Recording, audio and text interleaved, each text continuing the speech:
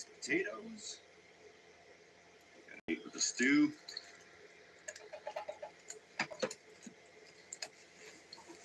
And so do the sweet peas and carrots.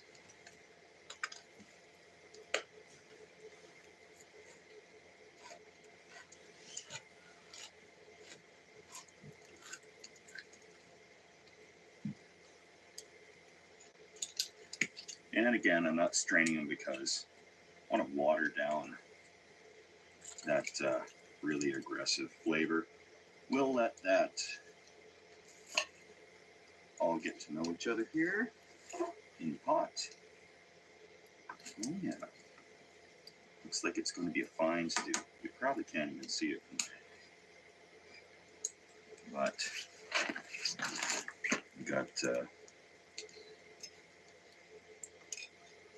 this here. Oh, the beef is just falling apart.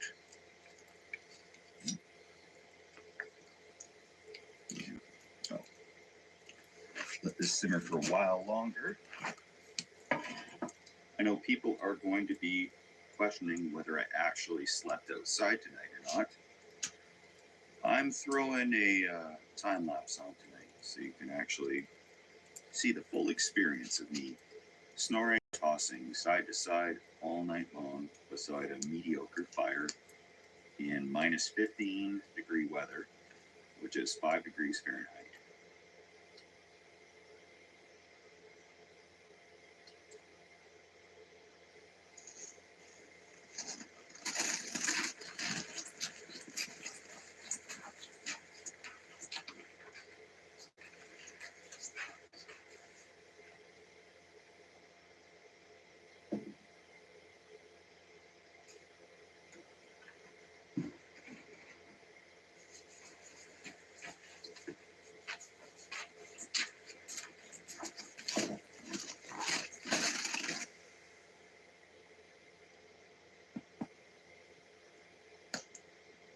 Well, it's cold, I'm not going to lie about that.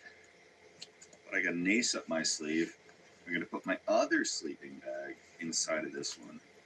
That should help get me through the night. A little bit of snow particles falling on this guy.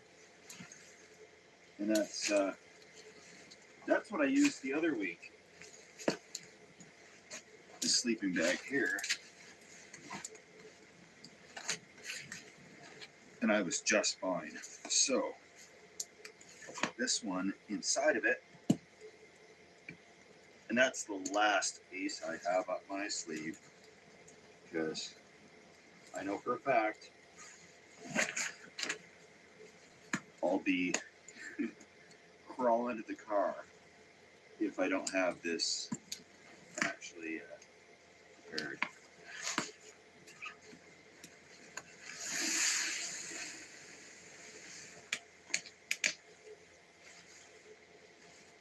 This other sleeping bag, again, from the same place. And let it loft up, but it's polyester on the outside. It's very smooth and comfortable versus nylon, but both are equally susceptible to sparks coming off the fire. So those two things should keep me alive tonight, but we'll see. We will see how that goes. All right, it is that time to dig in to some beef stew on the campfire.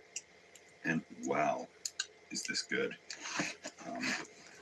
I'm actually going to get up and show you as much as I can here. The meat, if I can find a nice chunk of it here, just flakes apart. Like that. It's all delicious. Oh yeah. Doesn't get better than that. And like I said before, I go a little easier on the stout because that did impart quite a flavor on it. Maybe half a bottle would be pretty good. But I had some Band-Aids available to patch it all together. Fresh baked tray buns from the bakery. Oh, yes. Is this ever good?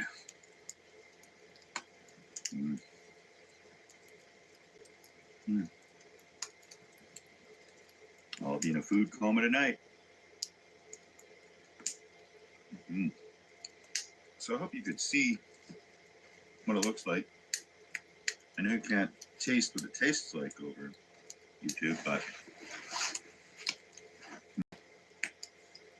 I have to give a big shout out to all of the beer donation funds, because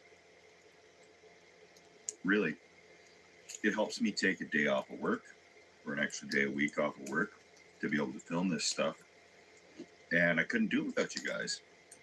I'm going to give another shout out to Dan and Chris from Paradise, California. They've been a good sport as well.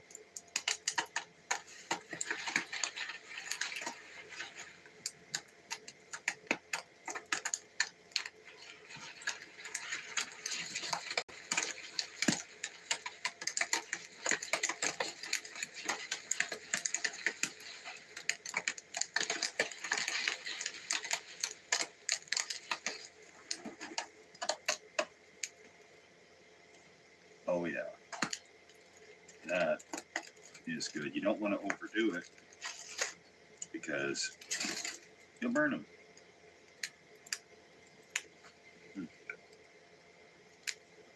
So glad the bears are all hunkered down right now. So glad. There's probably very few people that have had to do this in the world, but I'm putting a hand warmer into the cooler I was mentioning earlier, so that my modest breakfast does not freeze. That should be enough to keep it going. And this is just like iron filings and some salt and stuff. And it starts to rust hyperactively, and it's an exothermic reaction, and just gives off enough heat to keep all these good things in there from being frozen solid in the morning. I actually have to put a few of these on to my cell phone, or one of them at least. Hopefully it won't wreck the cell phone, but I want to be able to record a little time lapse of me. I've never watched a time lapse of myself sleep before, but I guess I will tomorrow when I'm editing. Here's what happens. Got these packs. Gonna tape one onto the phone so that can film all night, hopefully. And then I'll tape one or two maybe onto this external battery pack. Lithium-ion batteries do not get along well with freezing temperatures. I've had to do a little stuff to restart my tablets and laptops and stuff.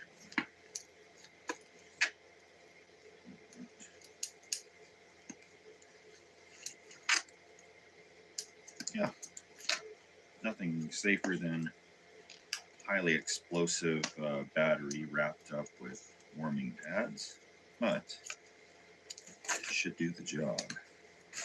Before I get into bed, I'm putting all the wood I can on this fire.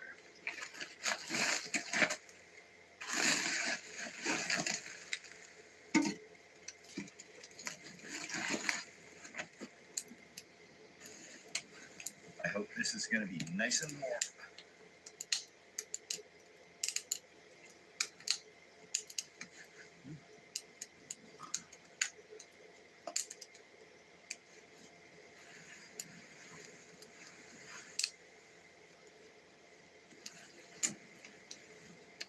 So far, so good. Feels cozy.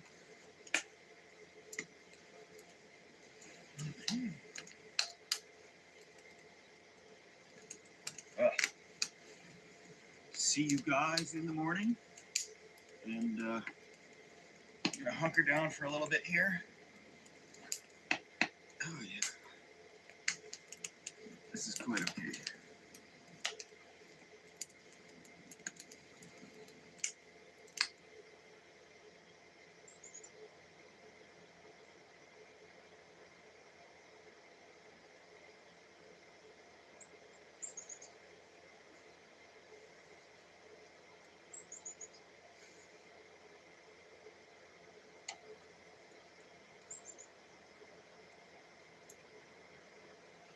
Good morning. That worked awesome, actually. Crazy cozy night. Nice cool air in the face.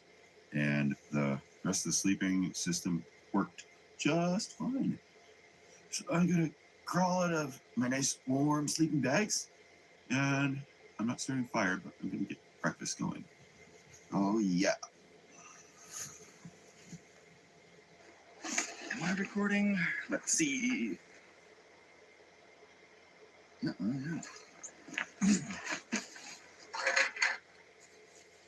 So I really had good intentions of having a tomato with my breakfast today, but that froze. So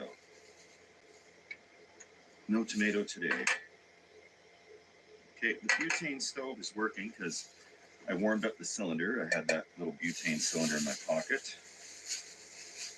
It got warmed up. But I'm just going to warm up a bagel and put some cream cheese onto it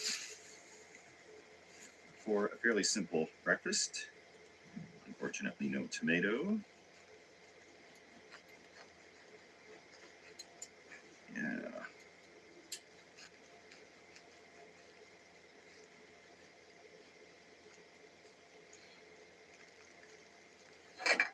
So the one thing I did need to do last night was put my head under the sleeping bag a little bit because the snow was coming down. And even like right now, it's a clear blue sky, but there's these tiny ice particles that are falling down just from the moisture in the air, and they were falling on my face. So sometimes you have to tuck your head under the sleeping bag when it's super cold. You probably shouldn't though, because it'll put in a lot of humidity into the sleeping bag. But and I did have to cover up, so here's the one purpose of a shelter.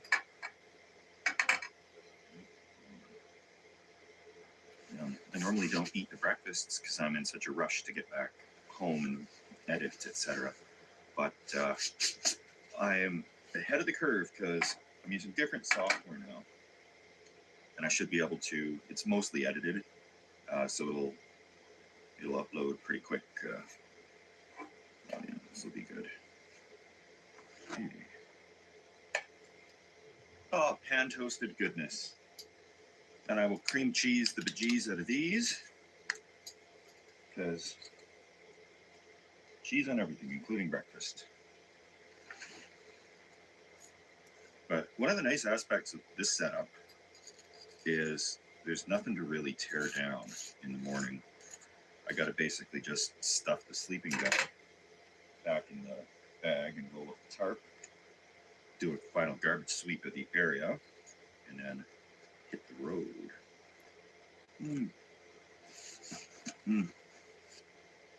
An everything bagel.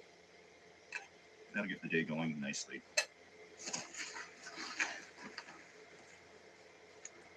Well, that definitely takes the cake for the least gear I've ever brought on a camping trip. It's quite freeing actually to not have to bring a wood stove, etc.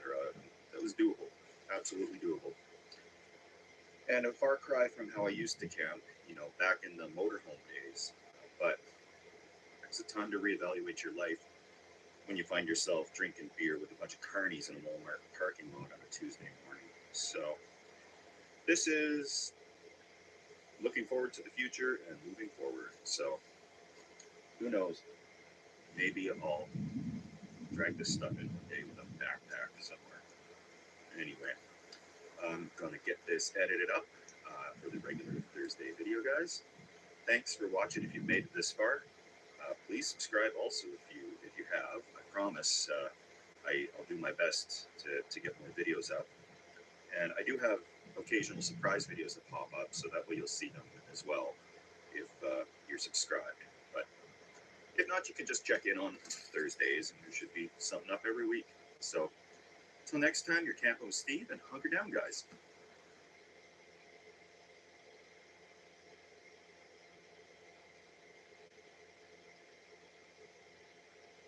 I'm diving headfirst into cutting-edge science to uncover 3 powerful secrets to living better right now. Failure is a critical part of unlocking improvements in the brain. To be alive. Welcome to Camping with Steve. As you can see, it's the perfect day to go camping. And today I'm going to set up a tent inside of a larger tent and try to heat it with candles. So that's what it's all about today.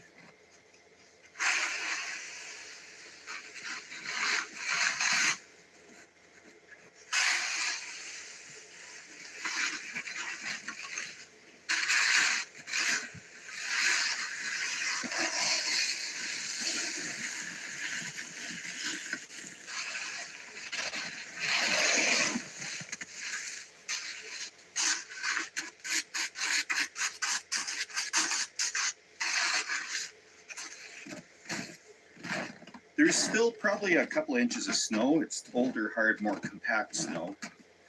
I skimmed off the layer on the top because that's all I can do, really. I'm not Chuck Norris. I'm not going to get this down to the gravel. So when I set up the tent on top of this, we'll just have to keep the boots on, I guess, in there. That'll be all right. Brought some firewood from the firewood pile. So close.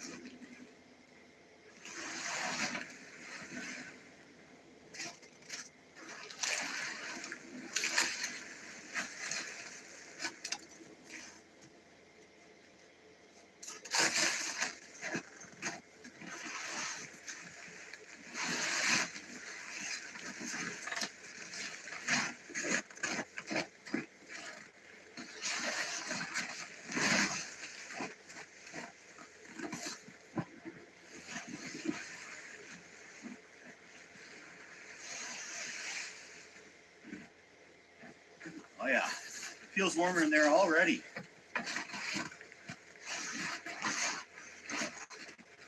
Well, inside of here, I got a small 2-person dome tent I'm going to try to set up for an extra layer of insulation. And we'll see what that does in here. A nice still wind, so this thing shouldn't blow off on us. We'll see.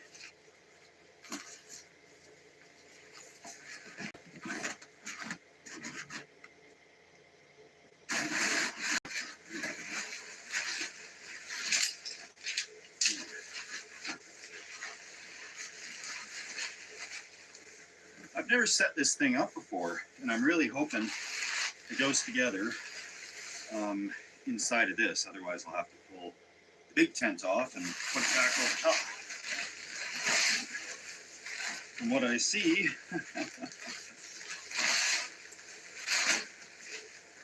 this is what a 2-person tent is supposedly. It should do okay.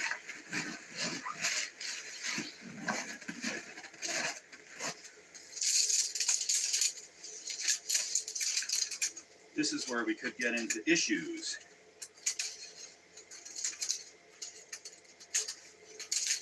Right.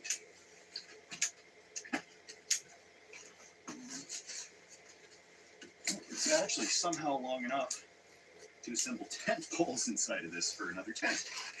That's all right.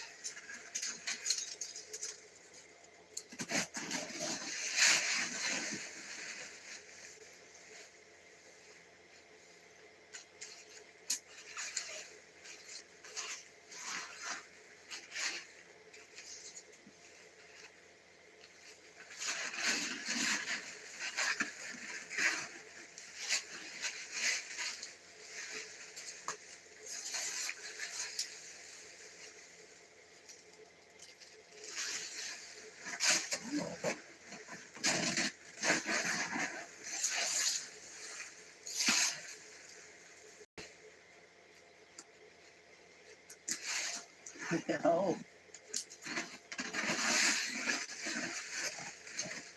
It's definitely light.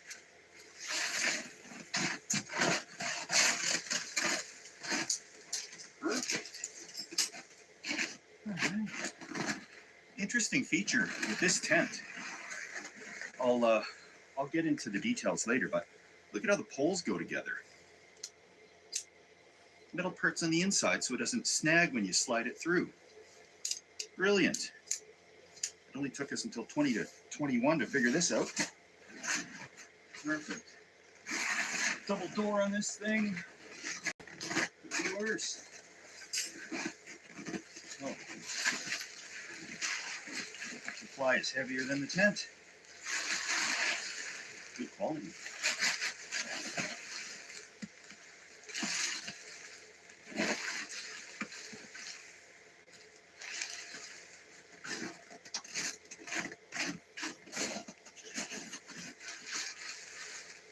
I'm not stressing too much about putting the other hole in the fly here because it's just another layer of insulation, really. It's a cool tent. I had to pick it up because I don't really have one that was small enough to put inside this one. So I had to go grab this little guy, 18 tire, of course. They didn't give it to me for free. But it is, looks like really decent tent so far. It'd be perfect for like a canoe or a kayak trip or something. It's a little heavy for backpacking, but if you had a few people with you all sharing the gear, it could be quite possible. So, haul a little more stuff in here, and then this will be the outer shell of an insulated tent, the inner shell of another tent. And I'm going to put some candles in here in the main tent. I'm not going to put them in this little fire trap here because that's just asking for it. You can get little holders that will hold them, like lanterns, or put them in clay pots to prevent them tipping over. But I think the safest and smartest thing to do is just to put them right in the snow, because that's not going to catch on fire.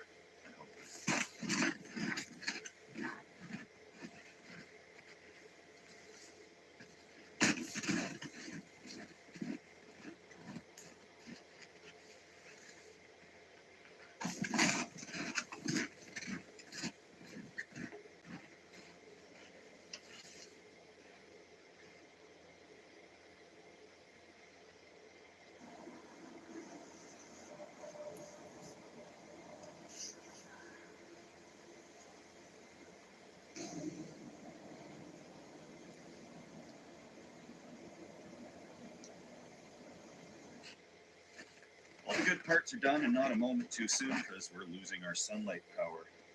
And that should certainly qualify me for a little bit of vitamin beer here.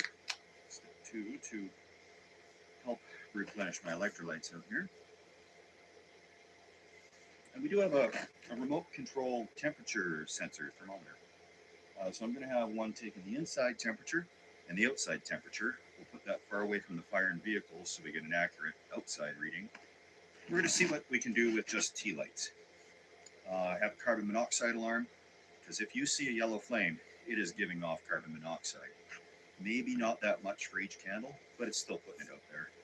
And we're looking at like 70 to 80 BTUs per candle flame. So in order to actually do the equivalent of a buddy heater, you'd need like hundreds of them in there. So a buddy heater is about 18,000 BTU. So math there, the whole thing would burn down to the ground in about a second.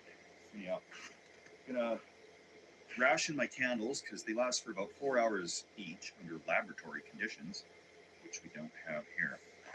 And I'm really relying on just the sleeping bag to get me through the night. And should be down to minus 20 Celsius. Hopefully a lot warmer than that in the tents. In here in the tent, and the tent inside the tent, first things first, my carbon monoxide alarm.